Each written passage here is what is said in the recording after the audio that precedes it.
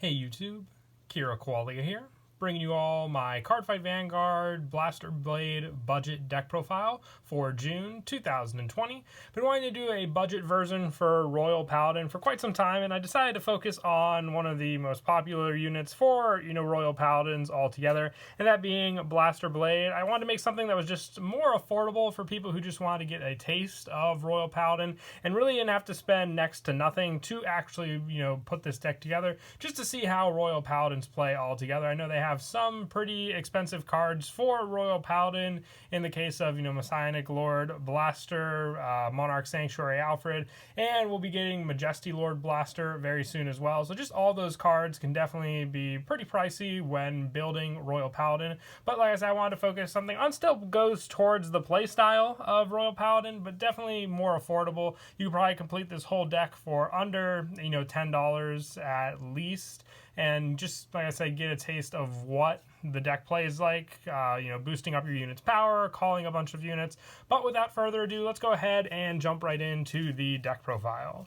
So for the grade 3 units, probably one of the easiest ones to get, you can get from the trial deck. It was also available in the Psyqualia Strife booster set, and that is Alfred Early. It works very, very well with Blaster Blade on Vanguard. When placed, counterblast 1, call up to 1 Blaster Blade from your hand or soul to rear, and that unit gets plus 10,000 power until end of turn. If you called, draw a card. So if you ride Blaster Blade, which is what you want to be your main go-to ride target most of the time with this deck, you can rely on Alfred Early to give you that additional rear guard called out onto the field. Most of the time, you want to make sure you call it from your soul. You don't have to call it from your hand, just waste an additional card. And then being able to give that unit and the plus 10,000 power and just that overall draw power makes up for the imaginary gift force that you'll then use with your Alfred Early as well, giving you that plus 10,000 power to either your Vanguard or one of your rear guard circles, and then just have that overall pressure to attack into your opponent as well. So definitely, like I said, one of the better units to rely on for your main go-to grade 3,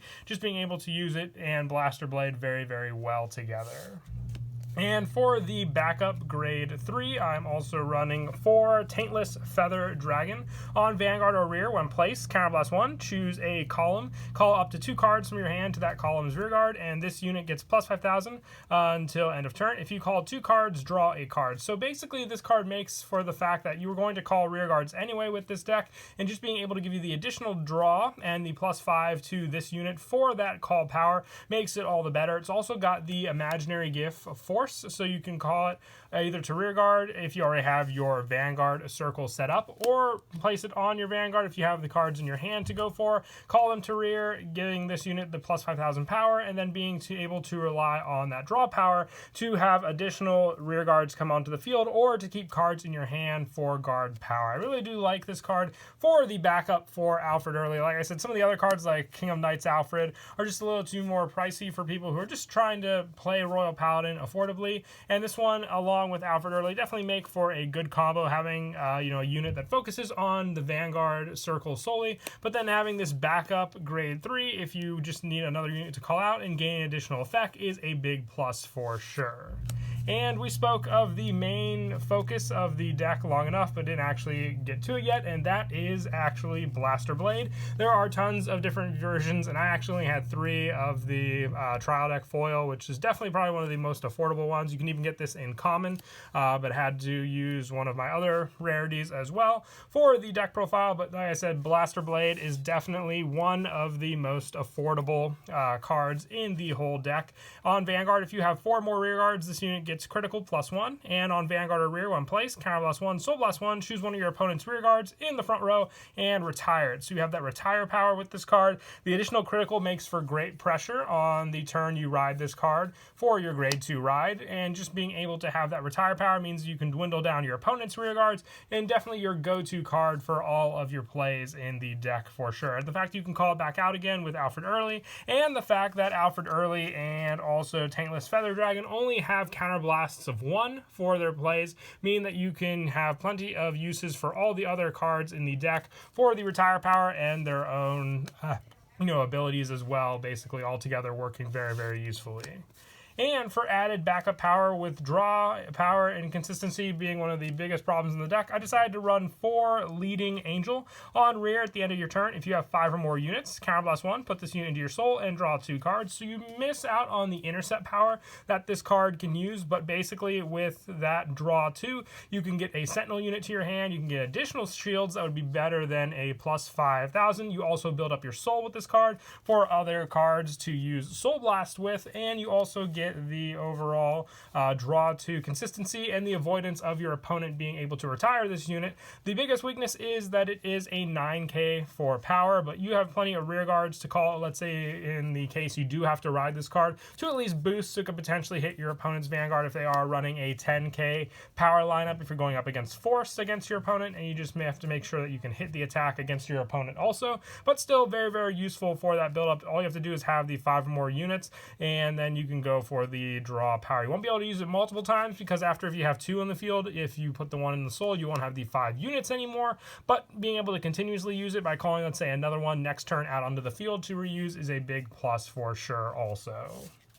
And for some of the other more expensive grade 2s like High Dog Breeder, Akane, and just any of the other Bedivere lineup, definitely more pricey. I'm focusing on the last grade 2, being Funagal, with this one on rear when it attacks a Vanguard while boosted, counterblast 1, soul blast 1, and this unit gets plus 5,000 until end of battle. So just being able to have that soul charge power makes up for a lot of soul power as well in the deck, since with Alfred early you can call Blaster Blade out to the rear. So if you were to call another one, you want to make sure you have at least some soul power built up for your Blaster Blades to use as well. But being able to soul charge with your Funagal and then have the plus 5,000 power with this card as well makes for another power unit, and just all the better as well with your Imaginary Gift Force on the rear guard to rely on all together for that plus power. It's also a 10k power, just like Blaster Blade, so if you do need to ride it, one of the better ride targets, just so you can sit on that power against your opponent also.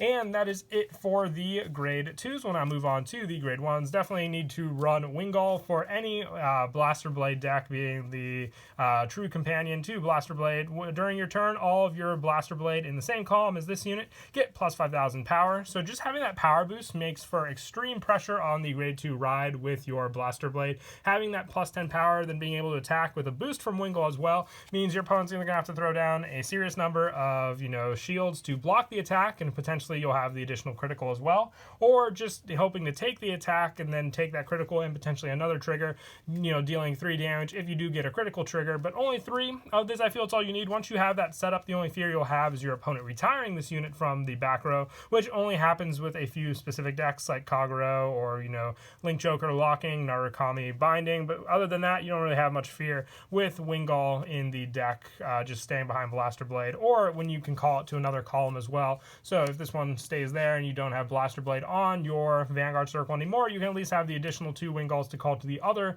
columns and boost those Blaster Blades also. And for more countercharging power, because we do need a lot of counterblast with a lot of our plays in this deck, I am running 3 Pluck Enchanter once per turn on rear when your Blaster Blade is placed. Soul charge 1, and if there are no face-up cards in your damage zone, you countercharge 1 as well. So with this being the soul charge power and the countercharge power, you have this basic recycle power, so then you can basically have your Pluck Enchanter on the rear guard. You can call out your Blaster Blade, use the effect of Plucked Enchanter first to give you the soul charge and the counter charge you need to then use your Blaster Blades, Counterblast 1 and Soul Blast 1 to retire an opponent's unit in the front row. So very, very useful. This card reminds me of the original Dorint for Blaster Dark Revenger that unflips the damage. I believe Blaster Blade Liberator during Premium also had it, but just very, very useful. It is a 7k grade 1, but you don't have to usually place it behind Blaster Blade. You can always go behind the Vanguard circle or another column, and you can focus on Wingull being in the column with Blaster Blade, where Pluck Enchanter doesn't have to be in the same column to use its counter charge and soul charge ability. And also, I run the 2 Pongal, just another power unit when placed. If you have another unit in the same column as this one, giving you the Soul Charge 1, and if the card Soul Charge is a trigger unit, it gets plus 5,000 power. You can either clear the way of your non-triggers, but even Soul Charging the trigger will still give you some kind of power with Pongal, which is definitely great to rely on in the deck. And I also run 2 Knight of Exemplary Sword. Lucius, when your grade 3 or greater Vanguard is placed, put this unit into your soul and draw a card and call a card from your hand to rear. If you need a better grade 2 unit to call out, Lucius definitely just helps to sift through the cards you have in your deck to rely on, and hopefully grab some better ones also.